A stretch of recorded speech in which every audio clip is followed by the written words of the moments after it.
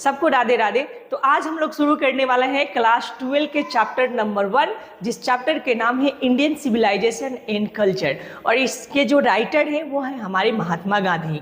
तो चलिए इस चैप्टर को हम लोग पूर्ण रूप से व्याख्या करेंगे। हम लोग एक एक पैराग्राफ को भी देखेंगे, लेकिन पैराग्राफ देखने से पहले हम लोग जो चैप्टर का इंट्रोडक्शन होता है उसे देखेंगे, ठीक है ना। और ये सारी जो इंट्रोडक्शन आप देखेंगे ना, इससे बहुत सारे क्वेश्चन एडजेक्टिव पूछ सकता है आपसे, ठीक है ना। सब्जेक्टिव में क्वेश्चन आ सकते हैं। तो हम लोग एक एक, ठीक है ना, लाइन को, ठीक है ना, ग्रामर के अकॉर्डिंग और साथ ही साथ हम लोग वर्ड मीनिंग के अकॉर्डिंग हम लोग समझने वाले हैं। तो आप लास्ट तक इस वीडियो को देखें, आपको ये वीडियो काफ़ी पसंद आएगी और इससे आपको कुछ ना कुछ जरूर सीखने को मिलेगी। तो चलिए बिना समय बर्बाद किए हुए इस चैप्टर पर आते हैं। तो जैसे कि चैप्टर के नाम देख सकते हैं, चैप्टर के नाम है इंडियन सिविलाइजेशन एंड कल्चर, और राइटर कौन है तो महात्मा गांधी। यहाँ पर देख सकते हैं राइटर के नाम क्या है, महात्मा गांधी। अगर मैं महात्मा गांधी की बात करूँ तो महात्मा गांधी का पूरा नाम क्या है, तो देखिए सर, महात्मा गांधी के पूरा नाम जो है वो मोहनदास करमचंद गांधी है, ठीक है ना। महात्मा गांधी का पूरा नाम क्या है तो मोहनदास करमचंद गांधी है, ठीक है। एंड इनकी प्रत्येक चैप्टर के, ठीक है ना, प्रत्येक चैप्टर के जो आगे पहले जो पन्ने पर इंट्रोडक्शन लिखा हुआ रहेगा, तो उसमें पहली बार जो यहाँ पर राइट किया होगा, नहीं फर्स्ट जहाँ यहाँ पर राइट किया होगा, समझिएगा वो जन्म है, और ये लास्ट जो राइट किया है वो समझिए कि उनकी मृत्यु यानी डेट के, ठीक है ना, सन है, ठीक है। तो यहाँ पर आप देख सकते हैं कि इनकी जन्म की बात करूँ तो इनकी जन्म ना 2 अक्टूबर, जैसे हम सब जानते हैं कि इनकी जन्म जो है 2 अक्टूबर 1869 को हुआ था, ठीक। तो इनकी मृत्यु की बात करूँ तो ये 30, ठीक है ना, जनवरी, ठीक है, और 1948 को इनकी क्या होती है तो मृत्यु हो जाती है, यानी डेट हो जाती है। तो दोनों याद रखिएगा। सबसे पहले तो इस चैप्टर के राइटर के नाम महात्मा गांधी, और इस चैप्टर के नाम इंडियन सिविलाइजेशन एंड कल्चर। और जो महात्मा गांधी जो राइटर है, इन राइटर का जन्म आपको याद रखना है, इनके जन्म यानी इनका जो जन्म होता है यानी डेट ऑफ बर्थ जो होती है वो 2 अक्टूबर, ठीक है ना, 1869 को होती है, और मृत्यु जो होती है 30 जनवरी 90, ठीक है ना, 48 को होती है, ठीक है। ये आपको याद रखना है, ठीक है ना। जनवरी 1948 को इनकी मृत्यु होती है और 2 अक्टूबर 1869 को इनकी क्या होती है, जन्म होती है। ये बिल्कुल याद रखना है। चैप्टर के नाम याद रखना है, राइटर के नाम याद रखना है। यहाँ पर देखते हैं, ठीक है ना, नेक्स्ट देखते हैं पॉपुलरली, ठीक है ना, मतलब इज द बापू और the father of the nation, ठीक है ना, पॉपुलरली नोन एज द बापू और the father of the nation, ठीक है। तो ये इन्हें बापू या राष्ट्रपिता के नाम से क्या होता है, जाना जाता है। More the spiritual leader than the politician, was the more spiritual leader than the politician, यानी राजनीतिक यज्ञ से ज्यादा ये आध्यात्मिक नेता थे। ही यानी वो सक्सेसफुली यानी सफलतापूर्वक, यानी वो सफलतापूर्वक यूज यानी प्रयोग किए, यानी वो सफलतापूर्वक प्रयोग किए ट्रूथ यानी सत्य, एंड द नॉन वायलेंस यानी सत्य और अहिंसा का, इज द चीफ वीपेंस यानी मुख्य हथियार के रूप में। द चीफ्स का मतलब यहाँ पर, चीफ्स का मतलब मुख्य, वीपेंस का मतलब हथियार, अगेंस्ट द ब्रिटिश रूल के खिलाफ इन इंडिया, कहाँ तो इंडिया में। तो बात करें तो यहाँ पर दिया हुआ कि he successfully used truth and non violence as the chief weapons the against the British rule in India, and बोले तो help the India gain the independence. उन्होंने भारत में ब्रिटिश के शासन के खिलाफ मुख्य हथियार के रूप में किस चीज का प्रयोग किए, सत्य और अहिंसा का प्रयोग किए। तो ये भी क्वेश्चन आ सकता है कि बोलिए कि महात्मा गांधी ने, ठीक है ना, ब्रिटिश रूल के खिलाफ क्या यूज किया था, तो महात्मा गांधी ने, ठीक है ना, ब्रिटिश रूल के खिलाफ सत्य और अहिंसा का क्या किए थे, उन्होंने प्रयोग किया था। यानी Mahatma Gandhi used to truth and non violence against the British rule, against the British rule, यानी ब्रिटिश रूल के खिलाफ उन्होंने सत्य और अहिंसा का प्रयोग किया। ये 2 चीज याद रखिएगा। यानी महात्मा गांधी ने ब्रिटिश रूल के खिलाफ किस चीज का प्रयोग किया था, तो सत्य और अहिंसा का उन्होंने क्या किया था, प्रयोग किया था, ठीक है ना। यहाँ पर देख सकते हैं सत्य और अहिंसा का, अहिंसा यानी बिना हिंसा किए हुए, ठीक है, अपने कामों को पूरा करना, ठीक है, सरकार से मांगों को पूरा करना, यानी ये बिना मतलब ये बिना अपने शक्ति को दिखाए, बिना कोई हिंसा किए, ये अंग्रेजों के खिलाफ किया किए थे। एक आंदोलन छेड़ा हुआ था और उसमें इन्होंने उस चीज को प्राप्त भी किया, ठीक है ना। तो बोल सकते हैं उन्होंने भारत में ब्रिटिश शासन के खिलाफ, ठीक है ना, मुख्य हथियार के रूप में सत्य और अहिंसा के सफलतापूर्वक क्या किया, इस्तेमाल किया, यानी प्रयोग किया, जिससे भारत को आज़ादी दिलाने में मदद मिली, ठीक है ना, जिससे भारत को आज़ादी मिली, ऐसे बोल सकते हैं। फ्रॉम 1915 टिल 1948, मतलब ये 1915 से लेकर, ठीक है ना, 1948 तक, ठीक है ना, फ्रॉम 1915 टिल द 1948, यानी 1915 से लेकर, यानी 1915 से लेकर, ठीक है ना, 1948 तक ही कंप्लीटली, यानी वो पूरी तरह से डोमिनेट, यानी शामिल थे, यानी दबदबा बनाए रखे थे, किसमें, तो इंडियन पॉलिटिक्स, यानी भारतीय जो राजनीति थी वो पूरी तरह से अपना उसमें दबदबा बनाकर रखे हुए थे, यानी वो पूरी तरह से उसमें इन्वॉल्व थे, यानी पूरी तरह से ये शामिल थे भारतीय राजनीति में। तो ये भी आ सकता है कि बोलिए महात्मा गांधी कब से लेकर कब तक पूरी तरह से अपने आप को समर्पित कर दिए थे भारतीय राजनीति में, ठीक है ना। तो आप बोल सकते हैं, यहाँ पर सन दिया है 19, ठीक है ना, 15, ठीक है ना, 1915 से लेकर 1948 तक, ठीक है ना, ही कम्प्लीटली डोमिनेट, यानी पूरी तरह से ये क्या थे, उसमें शामिल थे, यानी भारतीय राजनीति में इनकी पूरी तरह से दबदबा थी, ठीक है। नेक्स्ट हम लोग बात करेंगे, he died at the hands of the fanatic on 30 January 1948, यानी एक कट्टरपंथी के हाथों से, कट्टरपंथी के हाथों से, ठीक है ना, वो मर गए, ही डेट मतलब वो मर गए, किसके हाथों से, तो हैंड ऑफ द फैनेटिक, ठीक है ना, एक कट्टरपंथी के हाथों से। कब मरे, ऑन 30 जनवरी 1948, यानी 30 जनवरी 1948 में एक कट्टरपंथी के हाथों से उनकी क्या होती है, मृत्यु हो जाती है। यानी बात करें तो 1948 यानी 30 जनवरी को एक कट्टरपंथी के हाथों से उनकी मृत्यु क्या हुई, हो जाती है, यानी हो गई, ठीक है। हिज यानी अपने, ठीक है ना, ऑटोबायोग्राफी, अपने आत्मकथा में, ठीक है। देखिए यहाँ पर ऑटो हटा दीजिएगा, ऑटो हटा दीजिएगा तो बायोग्राफी हो जाएगी, यानी बायोग्राफी मतलब दूसरी की कहानी, और ऑटो का मतलब होता है आत्मकथा, ठीक है ना, ऑटो का मतलब आत्म, बायोग्राफी मतलब कथा, ठीक है ना, आत्मकथा। तो जब खुद की कहानी कोई लिखा जाता है तो हम उसे बोलते हैं ऑटोबायोग्राफी। तो ऑटोबायोग्राफी यानी अपनी आत्मकथा, ठीक है ना, इनकी एक आत्मकथा है, माई एक्सपेरिमेंट विथ ट्रूथ, इनके सत्य के साथ प्रयोग, यानी इनका सत्य के साथ क्या है, प्रयोग, एक उनका बुक है। ये याद रखिएगा कि महात्मा गांधी के ऑटोबायोग्राफी जो था उस बुक का क्या नाम है, तो एकदम आप बेहिचक बोलिएगा, माई एक्सपेरिमेंट्स विथ ट्रूथ, यानी सत्य के साथ मेरा प्रयोग है। And the numerals the article that is the wrote it for the young India and the speeches that is the delivered on different occasion, और यंग इंडिया के लिए लिखे गए उनके कई लेख और विभिन्न अवसरों पर दिए गए उनका भाषण। देखिए डिफरेंस मतलब विभिन्न, अलग अलग, ओकेशन मतलब अवसर, डिलीवर्ड मतलब दिए गए, स्पीच यानी बहुत सारे भाषण, ठीक है ना, young India.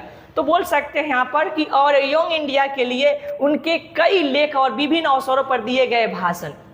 was him not only as an original thinker, उन्होंने केवल एक मौलिक विचार के रूप में, but also as the great master of the chest, ठीक है ना, एडियोमेटिक द इंग्लिश, बल्कि वो शुद्ध मुहावरेदार अंग्रेजी के महान गुरु के रूप में भी प्रकट करते हैं, ठीक है ना। और यंग इंडिया के लिखे गए उनके कई लेख, विभिन्न अवसरों पर दिए गए उनका भाषण, ठीक है ना, उनके केवल एक मौलिक विचार के रूप में, ठीक है ना, but also the great master the chest the idiomatic the English, बल्कि शुद्ध मुहावरेदार अंग्रेजी और महान गुरु के रूप में भी वो प्रकट करता है। यानी ये बहुत सारे स्पीच उन्होंने दिया, ठीक है ना, बहुत सारे आर्टिकल्स उन्होंने लिखा, ठीक है ना। तो इससे पता चलता है कि केवल वो हिंदी की ही एक जानकार नहीं थी, बल्कि इंग्लिश का भी बहुत ही अच्छा ये नॉलेज था इनके पास, और एक तरह से इंग्लिश के मास्टर थे, ठीक है ना। नेक्स्ट देखते हैं, in the flowing that take the India civilisation, निम्नलिखित अंश भारतीय सभ्यता इन द कल्चर, यानी संस्कृति में Gandhi talks about the sound foundation of Indian civilization. Gandhi ji, ठीक है ना, गांधी जी भारतीय सभ्यता को मजबूत नींव के बारे में बात करते हैं, ठीक है ना। किसके बारे में बात करते हैं, यानी इस बुक में किसके बारे में बात करते हैं, तो इंडियन सिविलाइजेशन एंड कल्चर के बारे में बात करते हैं, उसकी मजबूती के बारे में बात करते हैं, ठीक है ना, कि किसके बारे में बात करते हैं ये याद रखिएगा, ठीक है ना, साउंड फाउंडेशन ऑफ इंडियन, ठीक है ना, सिविलाइजेशन एंड कल्चर यानी बोले तो इंडियन सिविलाइजेशन यानी सभ्यता की मजबूती की नींव के बारे में वो क्या करते हैं, बात करते हैं, ठीक है ना। Foundation of Indian civilization which has the successfully withstood the passage of time, जिसने समय के साथ सफलतापूर्वक अपने अस्तित्व को बनाए रखा है। द वेस्टर्न सिविलाइजेशन यानी पश्चिमी सभ्यता which has the tendency to the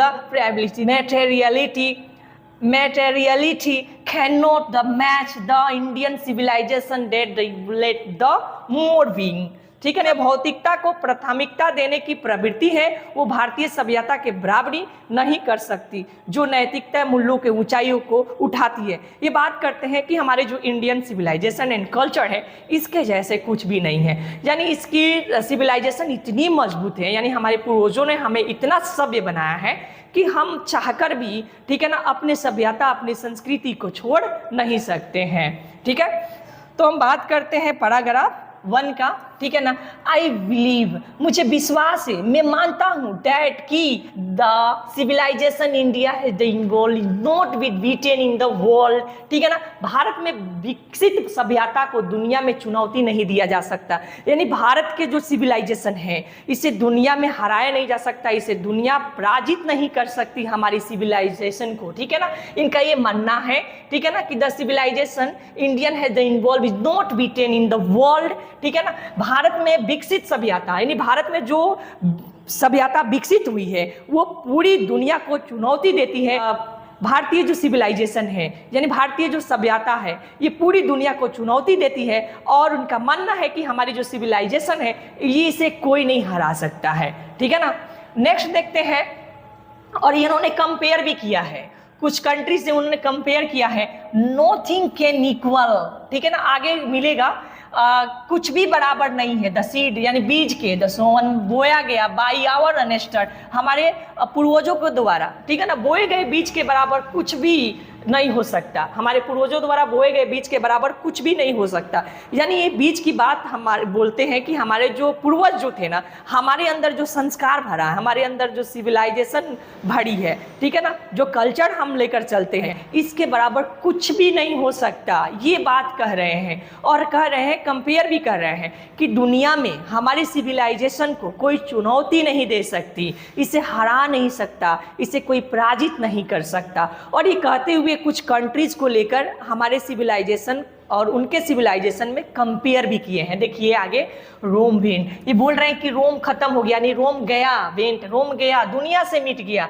Greece the shared, और ग्रीस ने द सेम फैक्ट, ग्रीस का भी वही हाल। द माइट ऑफ द फिरौन वाज द ब्रोकन, और फिरौन का बल टूट गया। Japan has become the westernised, Japan पश्चिमी देशों की तरह बन गया। जापान कैसे बन गया? तो वेस्टर्नाइज्ड के जैसे बन गया, ठीक है ना। अब the China is nothing can be sad, ठीक है ना, बोले कि चीन के कुछ भी नहीं कहा जा सकता, चाइना के बारे में कुछ नहीं कहा जा सकता। महात्मा गांधी बोलते हैं कि अब the Chinese nothing can be, ठीक है ना, सैड, यानी चाइना के बारे में कुछ भी नहीं कहा जा सकता। बट इंडिया, ठीक है ना, बट इंडिया इज स्टिल, लेकिन इंडिया अभी भी, स्टिल मतलब अभी भी, ठीक है ना, अभी भी, ठीक है ना, somehow we are or the other, यानी किसी ना किसी तरह से साउंड इन द फाउंडेशन, ठीक है ना, साउंड एट द फाउंडेशन, अपनी नींव पर क्या है, जमा हुआ है, ठीक है। ये अदर कंट्री, जितने भी कंट्री है उससे हमारे कंट्रीज का क्या करते हैं, हमारी कंट्री का जो सिविलाइजेशन है, जो कल्चर है,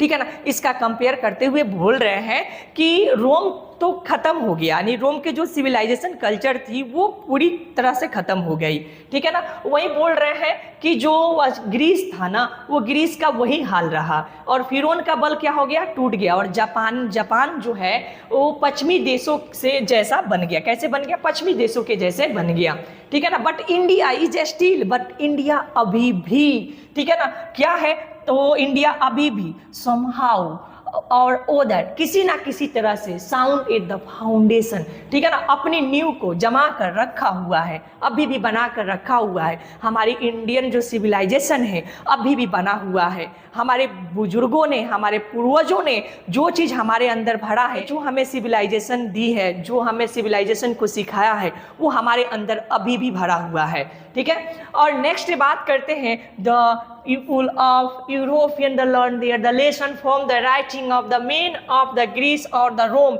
यूरोप के लोग ग्रीस या रोम से लेखन से सबक सीखते हैं। which that is no longer dear the former the glory, जो अभी अपने पूर्व महिमा में मौजूद नहीं है। in try to the learn the from then, और उन्हें सीखने की क्या है, कोशिश में है। then European the imaging that, European ये मान बैठे हैं, और Europeans the imaging that, Europe के जो लोग हैं वो इमेजिंग करते हैं, ऐसे मान बैठे हैं कि they will be the wow the mistake of, ठीक है ना, ग्रीस एंड द रोम, वो ग्रीस और रोम की गलतियों से बच जाएंगे। सच दियर द पिटिएबल कंडीशन, उनकी ऐसी दयनीय स्थिति है। महात्मा गांधी ये फर्स्ट में बता रहे हैं। जो हमारा फर्स्ट पैराग्राफ है उसमें महात्मा गांधी क्या करते हैं, अभी जो हमने फर्स्ट पैराग्राफ देखा इसमें महात्मा गांधी बता रहे हैं हमारा जो सिविलाइजेशन है, इस सिविलाइजेशन को दुनिया में कोई भी ऐसी कंट्री नहीं है जो अपने सिविलाइजेशन से हमारे सिविलाइजेशन को चुनौती दे सके, हमारे सिविलाइजेशन को पराजित कर सके, हरा सके, ठीक है ना। वो अदर कंट्री से, रोम से, ठीक है ना, जापान से, चाइना से,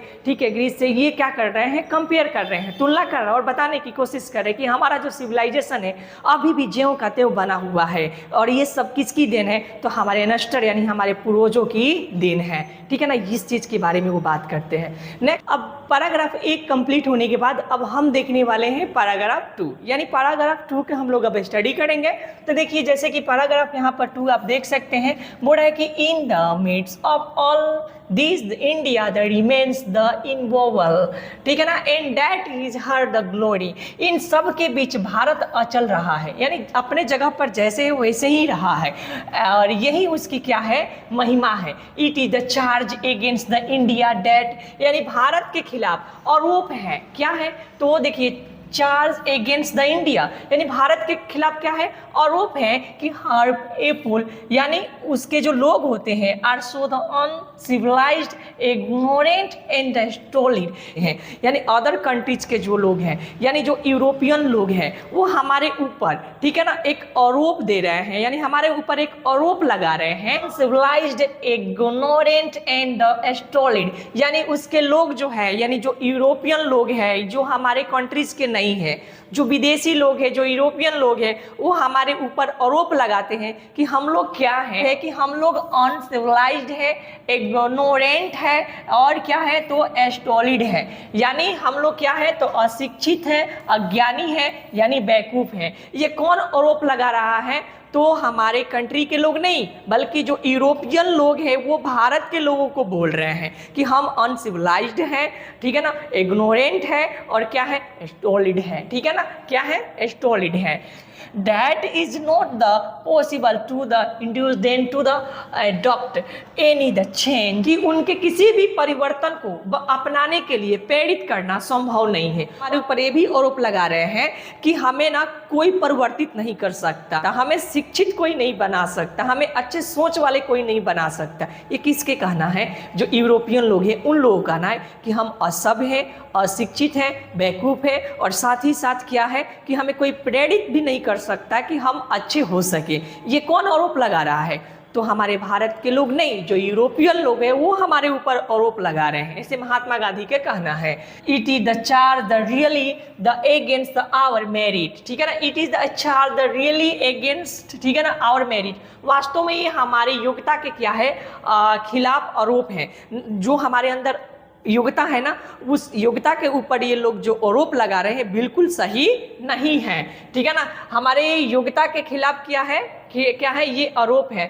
date we have that stayed in the found, ठीक है ना, truth on the end will the experience, ठीक है ना, ये जिसे हमें अपने अनुभव की निहाई पर परखा है सही पाया है, यानी जिसने हमें परखा है, जिसने हमें पहचाना है, जिसने हमें जाना है, वो उससे ज़्यादा हमें क्या करता है, इज्जत और रिस्पेक्ट करता है, यानी उसके सोच से, उसके कल्पनाओं से हम लोग बहुत आगे हैं। यानी जितना सोचता है ना कि हमारे पास इतना है, उन लोगों के पास इतना ज्ञान है, 10% ज्ञान है, वो लोग ऐसे सोचते हैं, तो वो उनकी भूल है। और जब वो हमको परखते हैं, जब हमको हम मापते हैं, जब हमारी जांच करते हैं, हमारी योग्यता की जांच करते हैं, तो वो खुद अपने आप पर शर्मिंदा महसूस करते हैं, क्योंकि हमारी जो योग्यता है, हमारी जो पहचान है, वो विश्व में सबसे नंबर 1 है, और हमें ऐसे ही कोई विश्व गुरु नहीं कहता, ठीक है ना। ये महात्मा गांधी के कहना है, ठीक है ना। ये जो हमारी योग्यता के खिलाफ ये सब आरोप है, यानी जो हमारी योग्यता है ना, वो एकदम बिल्कुल उसके विपरीत है, ये गलत है। आप जो बोल रहे हैं ना कि हम अशिक्षित है, बेवकूफ है, ठीक है ना, यानी हमारे अंदर सभ्य नहीं है, ये आपकी गलती है, ये महात्मा गांधी कहते हैं। Many the thrust the advice the of an India, कईयों ने भारत पर क्या किए, अपनी सलाह थोपी है। And see the remains the street, this is the here the beauty, यानी यह इसकी खूबसूरती है, यानी इसकी सुंदरता है। It is the sheet anchor of our hope, यह हमारी उम्मीद के मुख्य धारा है। बता रहे हैं कि कईयों ने हमारे ऊपर ये सब आरोप लगाया कि हम लोग असभ्य हैं, अशिक्षित हैं, ठीक है ना, बेवकूफ़ हैं, और हमें कोई प्रेरित नहीं कर सकता है कि मैं आगे बढ़ सकूं। ये हमारी मेरिट, हमारी योग्यता के क्या है, खिलाफ है। जिसने हमें परखने की कोशिश किया है, वो खुद के नज़रों में क्या है, गिरा है, वो खुद ही अब शर्मिंदा महसूस किया है, जिसने भी हमें परखने की कोशिश किया है, ठीक है ना। ये महात्मा गांधी के कहना है, और हमें स्थिर रहना, ये हमारी क्या है, महिमा है, हमारी सुंदरता है, कि हम कभी भी किसी पर वार पहले नहीं करते हैं, ठीक है ना। और हमें कोई भी चीज़ बोलता है तो हम उसकी बातों से बात का जवाब देने की कोशिश करते हैं, ऐसे महात्मा गांधी का मानना है। थैंक यू फॉर वॉचिंग, फिर मिलते हैं अगले वीडियो में, तब तक के लिए आप सभी को राधे राधे।